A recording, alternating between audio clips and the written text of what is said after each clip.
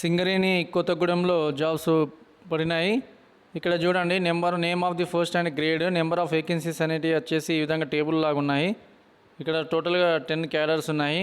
ప్రతి దానిలో ఎన్ని వేకెన్సీస్ ఉన్నాయనేది ప్రతిదీ ఇక్కడ చూడండి. మేనేజ్మెంట్ ఇన్ E2 గ్రేడ్ మైనింగ్లో 139 అని, అదేవిధంగా F&A E2 గ్రేడ్లో 22 అని, personal E2 గ్రేడ్లో 22, IE E2 grade 10 అని, 1 నుంచి 4 వచ్చేసి మేనేజ్మెంట్ ట్రైనింగ్ వివిధ డిపార్ట్మెంట్ అది.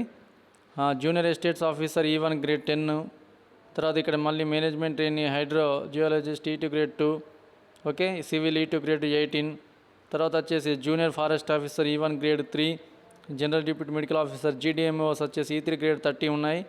ఇక నాన్ ఎగ్జిక్యూటివ్ క్యాడర్, ఇంతకుముందేమో ఎగ్జిక్యూటివ్ క్యాడర్ అది, ఇది నాన్ ఎగ్జిక్యూటివ్ క్యాడర్లో వచ్చేసి sub overseer training civil T&S grade 16 ఉన్నాయి.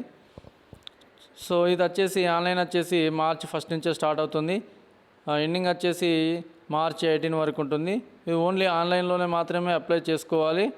ఎలాంటి హార్డ్ కాపీస్ని సెండ్ చేయడం అవసరం లేదు.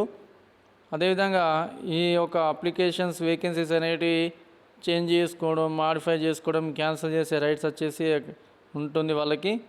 ఏజ్ లిమిట్ వచ్చేసి 30 years ఉంటుంది. 1 నుంచి 8 పోస్ట్ వరకు, 1, 8 to 9 అంటే ఒక 9 కాకుండా 1 to 10, ఒక 9 కాకుండా మిగతా అన్నిటికీ 30 years ఏజ్ ఉంటుంది, ఓకే.